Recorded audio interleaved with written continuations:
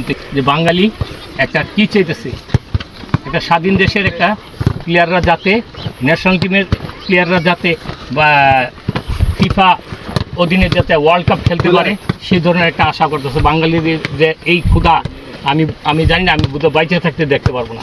আমার মনে কালকে খুব আঘাত লাগছে। কালকে আমি খেলার ডেভেলপ করছে, বাট আরও ফিনিশার আরও ভালো হওয়া উচিত আছিল।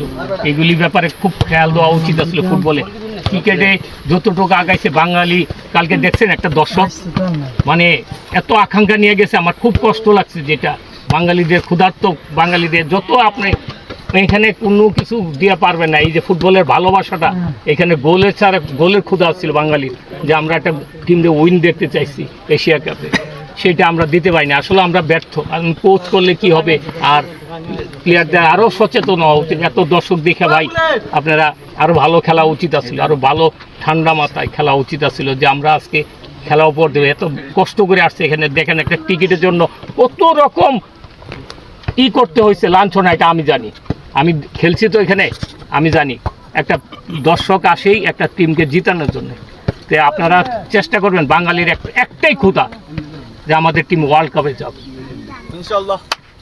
আপনাদের কাছে আমার অনুরোধ, যে যেখান থেকে দেখতেছেন আপনারা আরও সিনসিয়ার হন, কারণ আমি ওই লেভেলে কোচ না ভাই। আমি এখানে একটা সামান্য এখানে নাই দেখে কোচগিরি করি, নাইলে আমারও অত ইচ্ছা নাই।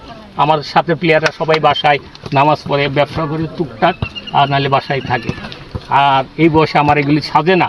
তারপরে আমি আসি যে যদি একটা প্লেয়ার, যে দুইটা প্লেয়ার দিতে পারি, যতটুকু জ্ঞান আছে এই জায়গাতে পোলাওয়ানা মাদক থাকিয়া তারপর অনেক কিছু থেকে দূরে থাকুক, এটাই আমি আশা করি। একটা ভালো খেললে একটা মা বাপের, একটা দেশের মানে একটা ডিস্ট্রিক্টের উজ্জ্বল হবে ভবিষ্যৎ। এরকম একে দেখে আরও অনেকে আশা করবে যে খেলার। আমি ওয়ার্ল্ড কাপের নিয়ে অনেক কিছু বলছি, মনে কিছু না। আমি বাঙালি ক্ষুধা যেটা আছে সেটা আমি বুঝি, কারণ ওই লেভেলে আমি খেলে আসছি। ওখানে আমি ন্যাশনাল খেলছি না, কিন্তু আমি বুঝতে পারছি ওদের চিৎকার। দেখেন ফার্স্ট গোল হামজার যে গোলটা দিছে, সেটা বাঙালির যে একটা কি প্রেরণা, এটা ওদের মানে 100 কোটি টাকাও দিয়ে ওটা নিবারণ করা যাবে। আপনি টাকা ফেলা রাখেন আর একটা দুইটা গোল করেন, বাঙালির দেখেন গোলের দিকে ঝুঁকবে বেশি। আমার কথা মিলাই নিন। এক বছর মানে যে কোনো কোয়ালিফাই করেন ওয়ার্ল্ড কাপ খেলার, দেখেন বাঙালি কি করে আপনাদের জন্য। ওদের চামড়া দিয়ে আপনাদের বুট বানিয়ে দেবে, আমি বললাম তো।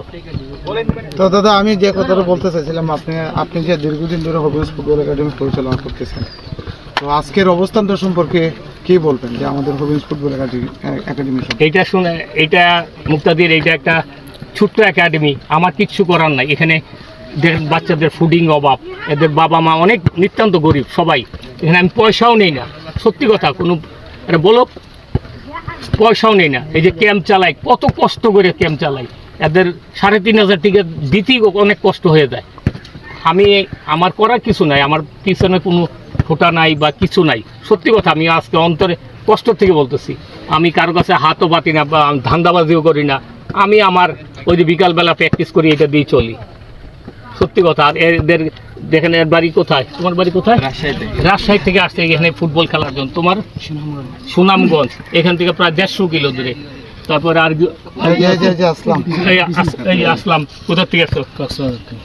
কক্সবাজার থেকে। চিন্তা করা যায় না, আমি যাব না, কিন্তু এখানে 3500 টাকা দিতে কত কষ্ট হয়, মানে এটা আমি জানি। ওরা আমাকে দিতে পারে 10 তারিখে দেওয়ার কথা 15 তারিখে দেয়, কিন্তু আমিও খুব কষ্ট করে, মানে এগুলি ভাষায় নাই যে কি।